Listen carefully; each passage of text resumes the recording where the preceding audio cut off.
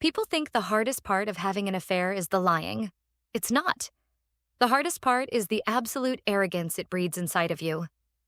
You get so used to getting away with it, so accustomed to the thrill of the secret, that you start to believe you are fundamentally smarter than the person you promised to spend your life with. You look at your spouse sitting on the couch watching television and you think, he has no idea. I control the entire reality of this house. My husband, Liam, was an architect. His entire brain was wired for structure, planning, and anticipating stress points before a building could collapse. He was a man who lived by spreadsheets. If we went on vacation, he had the rental car booked 6 months in advance, the dinner reservations color-coded, and the itinerary printed out in a neat little folder. He was steady, he was predictable, and after 7 years of marriage, I found his absolute reliability completely suffocating. That's exactly how I justified my affair with Ryan. Ryan was a bartender at a high-end downtown lounge where I used to go for drinks with my corporate team after big client pitches. Ryan was chaotic. He lived out of a duffel bag in a tiny apartment he shared with 2 roommates. He didn't have a 5-year plan.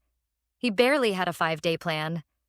He was reckless, spontaneous, and everything my husband wasn't. For 8 months, my affair with Ryan was my private escape hatch. It was my bubble. I would leave my sterile, perfectly organized house, tell Liam I had late meetings, and go sit in a dark, noisy bar. I thought I was a mastermind. I thought I had perfectly compartmentalized my life. I genuinely believed Liam was too busy looking at AutoCAD files and architectural blueprints to notice me tilting my phone screen away from him at the dinner table. Our 7-year anniversary was approaching in October, and honestly, the guilt was starting to become a heavy physical weight on my chest. The fantasy of Ryan was wearing off, and the reality of what I was risking was setting in. I had made a firm, silent promise to myself. I was going to end things with Ryan after the holidays. I was going to recommit to my marriage. But Liam beat me to it. 2 days before our anniversary, I came home from work to a house that smelled like roasted garlic and expensive wine. I walked into the bedroom and stopped dead in my tracks. Sitting perfectly at the foot of our bed was a sleek, black, hard-shell suitcase. Liam was standing by the closet, pouring 2 glasses of Cabernet, a gentle, incredibly warm smile on his face. He walked over, handed me a glass, and kissed me softly on the forehead. "Pack for 2 weeks," he said.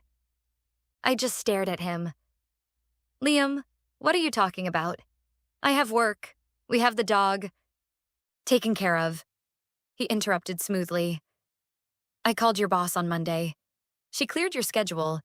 Buster is already dropped off at the luxury boarding kennel downtown. The house sitter is coming to water the plants. I booked us a surprise anniversary trip." I was completely overwhelmed.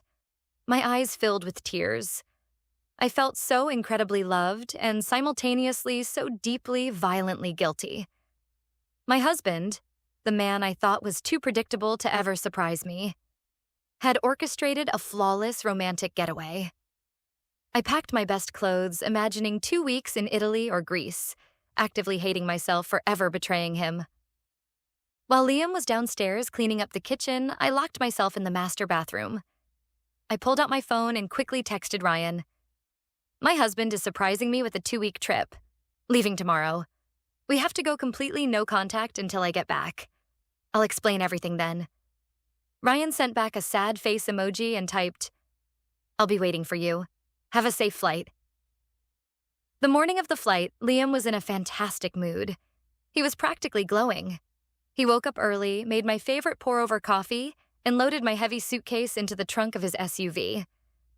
The drive to the airport took 45 minutes, and looking back, the psychological torture of that car ride was an absolute masterpiece. Liam held my hand over the center console the entire time. He played a playlist that included our wedding song. He was so relaxed, so completely at ease. "I really think this trip is going to change everything for us," Liam said, keeping his eyes on the highway.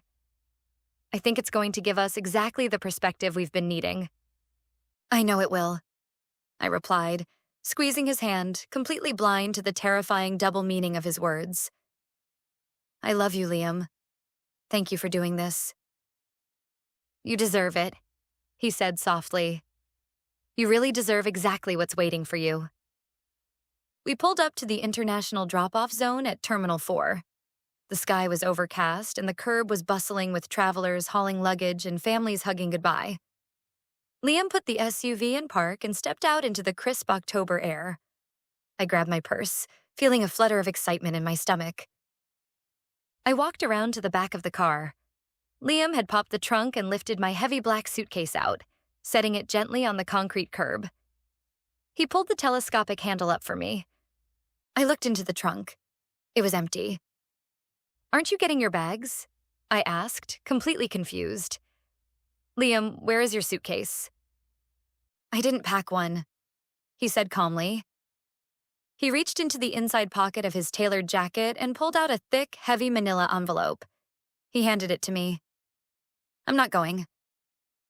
I laughed, a nervous, breathy sound. "Liam, what are you talking about? Stop messing around, we're going to miss our flight." "Open the envelope, Chloe," he said. His voice hadn't changed pitch, but the warmth was entirely gone. It was suddenly hollow, clinical. My hands started to tremble.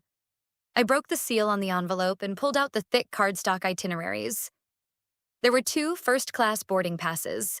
The destination was Paris. I looked at the name on the first ticket. It was mine. Then I looked at the name on the second ticket. It said Ryan Davis. All the air left my lungs in a violent rush. The busy, noisy airport around me seemed to instantly fade into a dull, muffled static.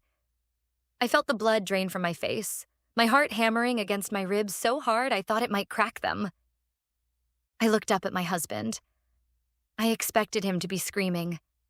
I expected his face to be purple with rage. I expected him to throw my luggage into the street or call me every name in the book. But he wasn't doing any of that. He was leaning casually against the bumper of the car, his hands resting in his pockets, looking at me with an expression of absolute, terrifying nothingness. He was looking at me like I was a stranger he was mildly bored by. "Liam, what is this?" I choked out. The tears instantly spilled over my eyelashes, hot and stinging. "It's your new life," he said, his voice as calm as if he were reading a grocery list. "I've known since June, Chloe. You left your iPad unlocked and your iMessages synced over the Wi-Fi. I read all of them. I've read every single text for 4 months. Oh my God, Liam, please." "Don't interrupt me," he said smoothly. He didn't raise his voice, but the command was absolute. "You've been telling Ryan for 8 months that you wish you could run away with him. You told him that my structured life holds you back. You told him you wanted passion and spontaneity. So I took care of the logistics for you." "Please, please stop," I begged, taking a step toward him.